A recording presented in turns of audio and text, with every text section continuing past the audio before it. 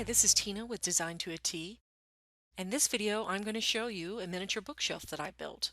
It was in response to a challenge given to the followers of Nik the Booksmith. She is an artisan online who makes incredible YouTube videos and has her own Etsy shop, and she makes the most amazing journals and various sundry things, and one of the things she made in mid-April was a miniature bookshelf, and she challenged her followers to do likewise before the end of April.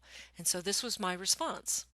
Below in the description of this video you will find links to her original build and then her roundup video of the results of all of her followers who took up the challenge. So let's get started.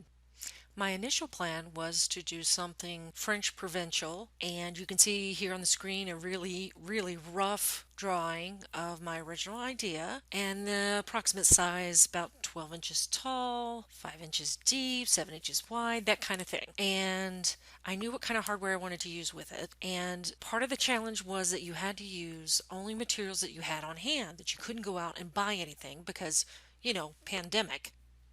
And I have a lot of stuff in my garage and in my craft room that is going unused. So I mostly had balsa wood, but I did have some birch plywood. Now in this first image you see here is basically the base with some pre-cut balsa wood pieces to help support the sides, and then I added, in the next image you can see, I added a shorter piece to help hold up the desk platform that you will see in a little bit. You can also see in the background the sides and back that I had cut. Those sides, however, I ended up getting rid of and recutting because I redesigned them. As you can see here in this new design, I decided to add some curves in the side pieces, change the top a little bit, and change the dimensions slightly. See, I had a new scroll saw sitting in a box unopened in my garage for months, and I thought now was the perfect time to use it. So here's some incredibly bad footage of me using my scroll saw for the very first time. Of course, this is at 600 times the speed of what I was doing it, but it did work. It worked really well, and I was really pleased with the result.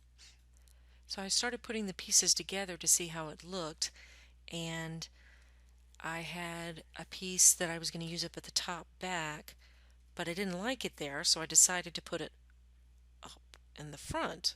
But in order to do that, I had to manipulate it a little bit more. Now, the next thing I did was carve a piece for the front bottom of the bookshelf, which would be underneath the doors. And this was also a redesign that I did not bother to sketch out, but I wanted it to reflect the top. So here you can see I've glued everything together.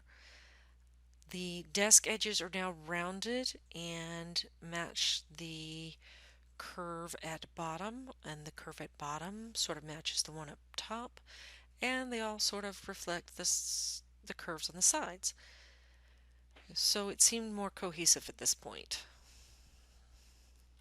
The doors started as rectangles, and I simply sanded down the corners to make them softer because, again, the hard rectangle made no sense. At this point it was ready for primer and paint, so I used a heavy gesso that I had on hand, but I did water it down a little bit.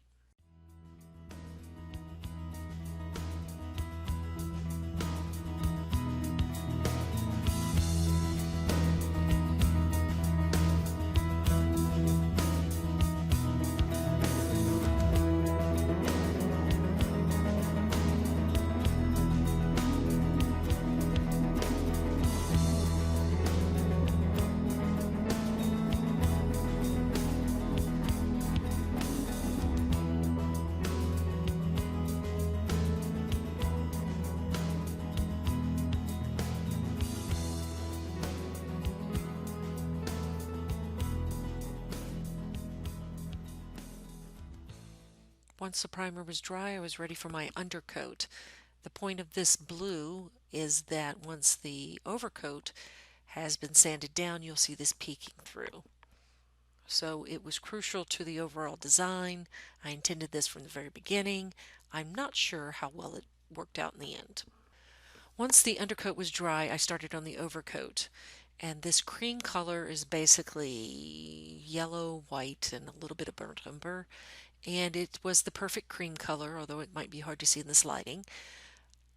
I did start to doubt the wisdom of using such a light color over such a dark color on about the third coat, because it took 4 coats total.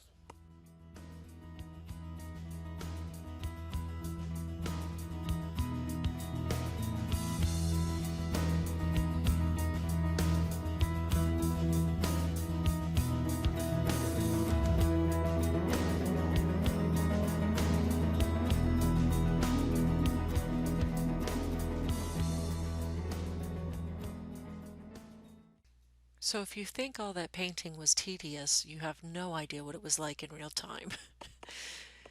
So I proceeded to sanding, and you do not see all the hand sanding that I did. The grit on this little sander is 120, and then the hand sanding I did was with 400 grit.